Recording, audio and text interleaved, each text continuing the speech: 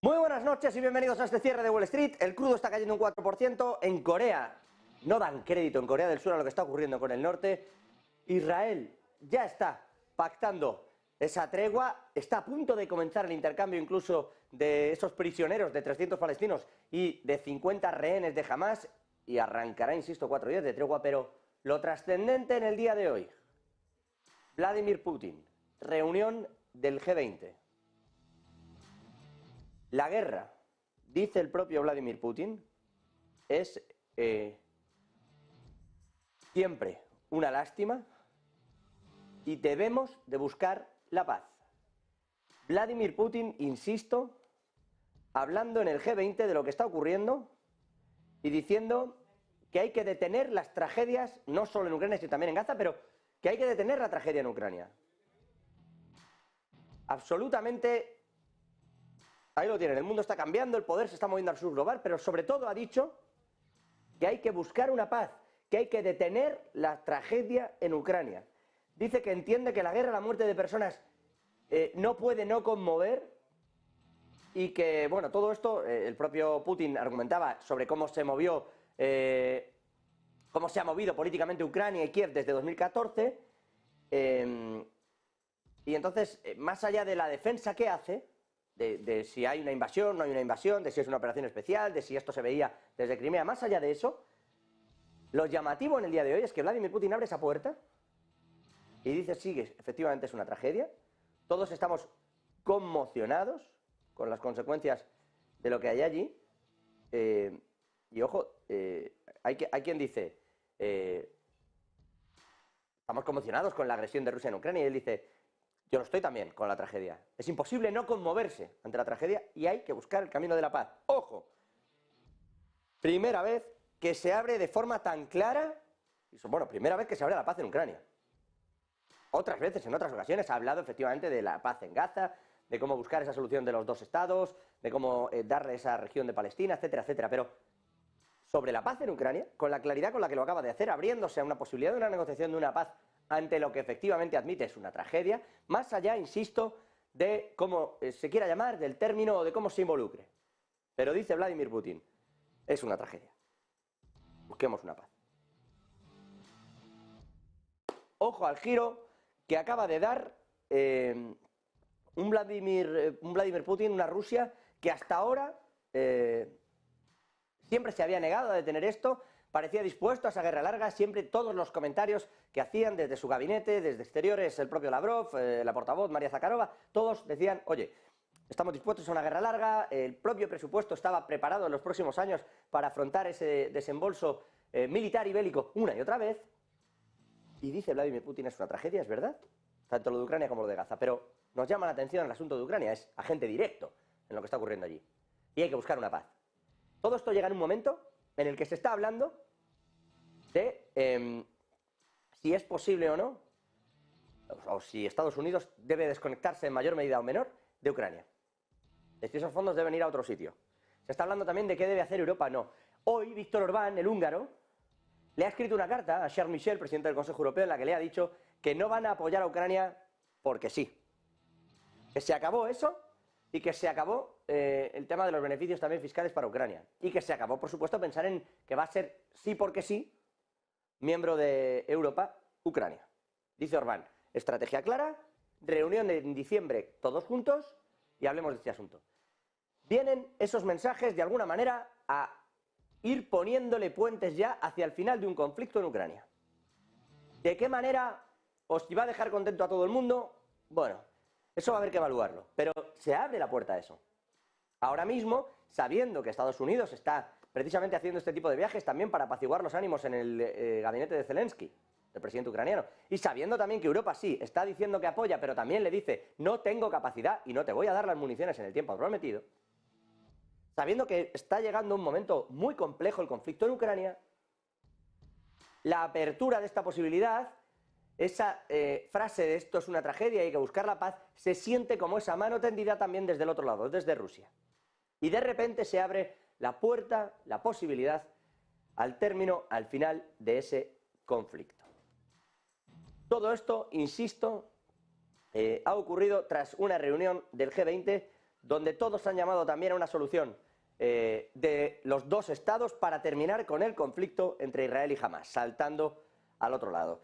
Desde esos líderes del G20 se ha apostado por una solución de los dos estados para poner fin al conflicto entre Gaza e Israel y sobre todo entre Israel y el grupo islamista Hamás. En esa cumbre virtual que ha convocado India como presidente del grupo de los 20 y en la que han pues estado unos y otros, entre ellos también Olaf Scholz o Giorgia Meloni, hablando de esto, de esa solución necesaria de los dos estados. Por cierto, que hasta Israel se va a trasladar Pedro Sánchez en el día de mañana. Todo el mundo pidiendo diálogo, Ucrania en esta situación, insisto, con de repente una posibilidad real de que haya paz, verbalizada a través del presidente de Rusia, Vladimir Putin, ojo a eso, y con también, evidentemente, el otro punto, el otro foco caliente en cuanto a la tensión geopolítica, una Israel que hoy va a tener el primer punto de tregua, y que lo llamativo de lo que ocurre en esa tregua, lo llamativo es que se va a empezar también a negociar, y que están justo en ese momento poniendo todos los esfuerzos diplomáticos en que Israel se avenga a negociar esa solución de los dos estados. También tienen que hacerlo el resto de países árabes, como no puede ser de otra manera. Pero la posición ahora mismo de fuerza frente a Gaza la tiene Israel. Y aquí viene un segundo temor, temor de unos Estados Unidos que saben que Irán está detrás de absolutamente todo. Que Irán está detrás del, si quieren llamarlo secuestro, que es como lo llama Estados Unidos, si quieren lo llaman incautación, que es como lo llama Yemen, del carguero con armamento para Israel. Saben que está Irán detrás de las fuentes que le revelaron a los rebeldes hutíes esa información. Saben que está detrás de las milicias chiitas, en Irak, en Siria. Saben que está detrás de un Hezbollah que sigue hoy disparando misiles de crucero a las tropas de Israel. Lo ha hecho justo antes de que vaya a arrancar esta tregua. Por cierto, que Yemen ha dicho que no va a respetar la tregua, o ni va ni viene con ellos. Que esto es una firma entre otras personas y que por la parte sur de Israel la película es otra, y que si quieren hablar con ellos, que hablen, pero que nadie está dirigiéndose a ellos ni se está hablando de esto. Eso, insisto, en esa parte dedicada a un segundo conflicto, si me permiten, siendo el primero el de Ucrania, por tiempo, no por importancia, que ya cada uno, pero en esa parte, en ese foco, en esa Israel, Gaza, Israel, hoy va a arrancar la tregua en nada, y en ese punto mismo está todo el mundo vigilante, para que no salte por los aires una tregua cuando, al parecer, podría haber paz en otro lugar, insisto, en Ucrania. El canciller alemán, por cierto, en la reunión del G20, aprovechando todas estas palabras, le ha pedido también, Olaf Scholz, a Vladimir Putin que efectivamente continúe en esa línea y acabe con la guerra de Ucrania. Vamos a ver si son capaces. La realidad, de momento, porque todo esto está ahí, pero de momento es verbo. Lo que hay en hechos es que Finlandia, de momento, sigue tensa, sigue cerrándole la frontera a Rusia y solo ha dejado abierto un puesto fronterizo. El gobierno, dice Petteri Orpo, el primer ministro finlandés, que el gobierno ha decidido desde hoy cerrar todos los puestos fronterizos y solo dejará abierto el puesto de Raja-Jooseppi. Además, un puesto bastante al norte. La intención de Finlandia con esto es lo que considera que es una especie de guerra de inmigración encubierta, o no se sabe muy bien la que tienen allí montada, porque lo que dice Finlandia es que le están montando una guerra encubierta de inmigración. Le mandan inmigrantes refugiados que Rusia no quiere acoger y se los ponen a ellos. Entonces, cuanto más al norte lo tira, más cree que va a evitar ese conflicto, ese problema. Insisto, un puesto abierto en la frontera entre Finlandia y Rusia. Con todo esto sobre la mesa, si me permiten, está ocurriendo también algo que puede acabar siendo un desastre en Corea del Sur. No terminamos de cerrar un conflicto y enseguida se abre otro. Corea del Sur ha visto, entre otras muchas cosas, cómo Corea del Norte ha lanzado un satélite de reconocimiento militar. Esto lo explica el ejército de Corea del Sur. Lo del reconocimiento militar, digo. En Japón están también bastante alarmados con esto. Ha lanzado un satélite y ha lanzado un misil. El misil, dice Corea del Norte, que ha sido un fallo en los sistemas de práctica militar con los que estaban dentro de unas maniobras moviéndose dentro de Corea del Norte. Lo cierto es que ha caído un misil cerca del terreno de Corea del Sur, en agua, y lo cierto también es que han lanzado un satélite. Corea del Sur no explica para qué, pero se remite al hecho de que puede hacerlo, igual que Japón lanzó uno para medir el nivel y el volumen de los vientos, con lo que Japón en realidad quería medir un asunto de tornados. Bueno, pues dice Corea del Norte que ellos tienen su derecho. Y han lanzado también ese satélite. Ha suspendido, lo hizo anoche ya Corea del Sur, a causa de este tipo de asuntos, el Tratado Intercoreano de 2018. Y ahora viene la siguiente pregunta. Actualmente hay paz, la llamada paz de las dos Coreas, que es un armisticio. No hay una firma de un tratado de paz. Lo que hubo fue un armisticio. Oye, hasta aquí con las armas.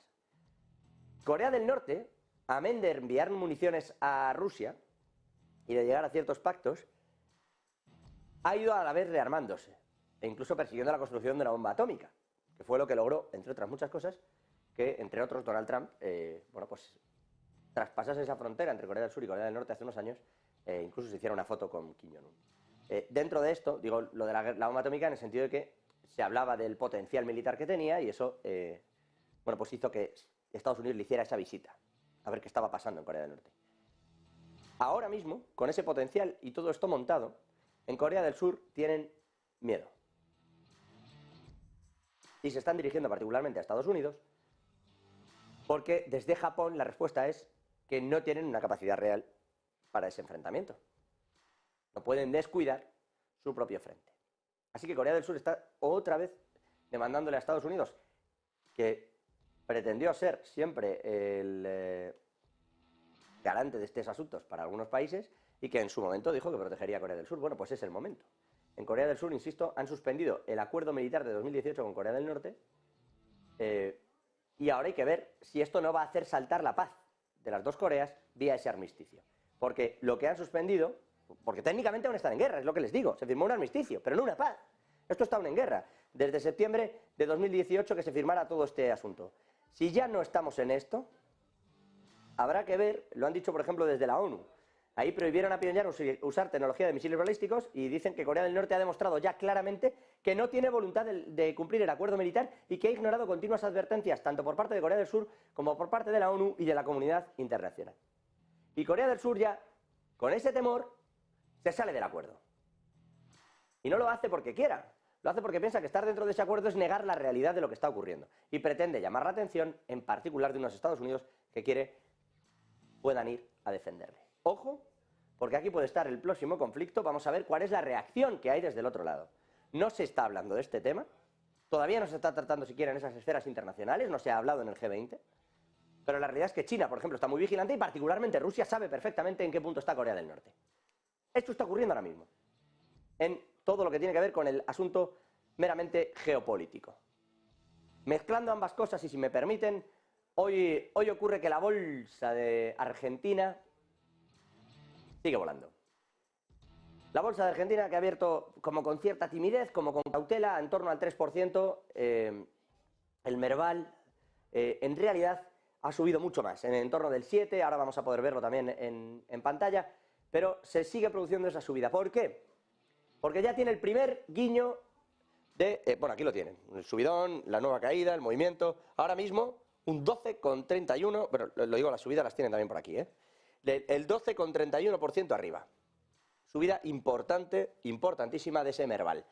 ¿Qué es lo que pasa ahora en Argentina? Después de, insisto, estos movimientos para arriba y para abajo, para las entradas, salidas, vuelve otra vez a subir un 12%. ¿Por qué sube un 12% la bolsa argentina? Bueno, nuevamente al calor de Milei, pero es que ya se nota el primer acuerdo para con Estados Unidos.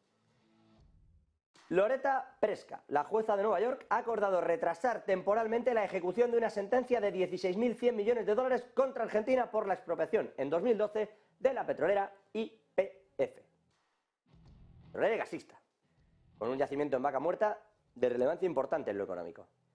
16.100 millones de dólares. Se iban a empezar, dado que ya se habían acabado los plazos, a producir embargos de bienes, materiales, edificios, buques, de lo que se pudiera de Argentina para pagar 16.100 millones de dólares. Insisto, se ha paralizado, lo ha hecho la jueza de Nueva York, Loretta Preska, temporalmente esta sentencia. ¿Por qué? Primero porque ha enviado una carta al propio gobierno argentino, a tenor de petición del propio gabinete de Milei, que aún ni ha tomado posesión, para hablar de todo este asunto. Está buscando revisar el laudo de ese 15 de septiembre que había perdido y revisarlo de nuevo para ver cómo se puede reformular la deuda que se tiene. La jueza ha decidido que efectivamente se puede retrasar el pago sin ni siquiera poner una nueva fianza,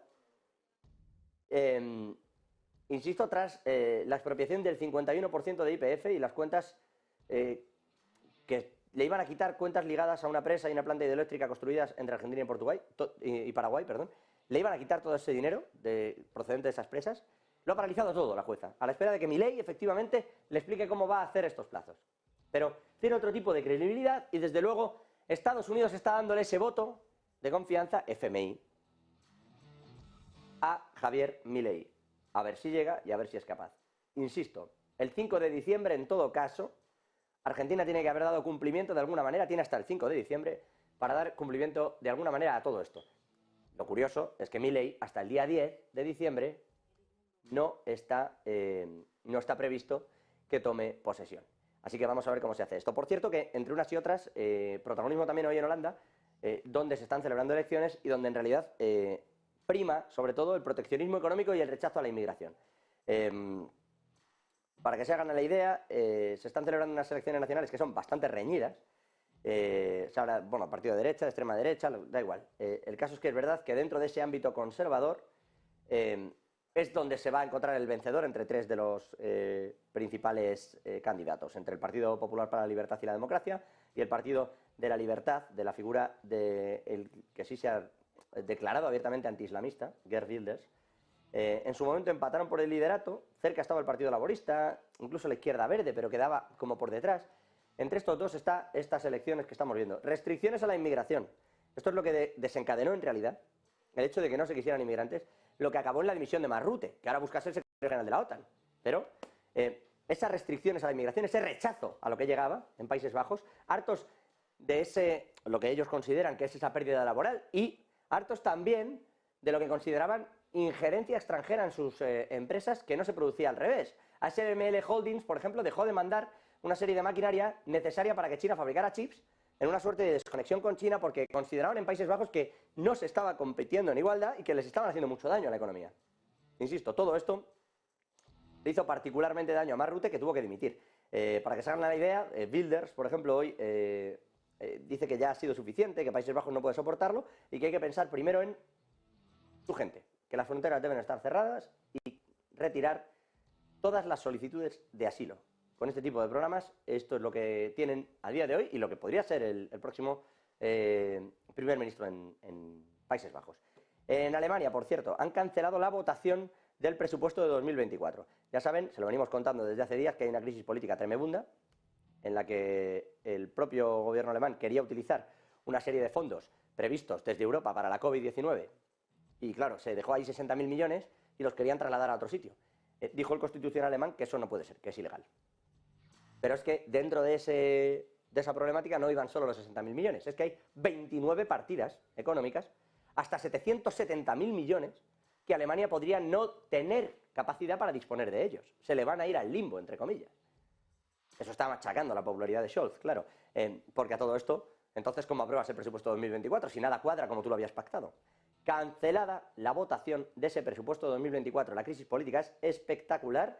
El gobierno suspende de momento, además, indefinidamente esa votación. Y dicen los parlamentarios de los tres partidos de coalición del canciller Olaf Scholz que es que la votación del jueves, o sea, mañana, para aprobar ese presupuesto, era excesivamente precipitada, dados los últimos acontecimientos, que es lo que le venimos contando, que es que tienen 770.000 millones, que se dice pronto en el aire.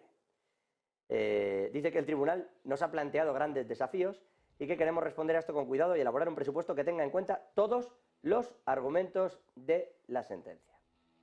Claro. Con eso hazte tú, ¿sabes?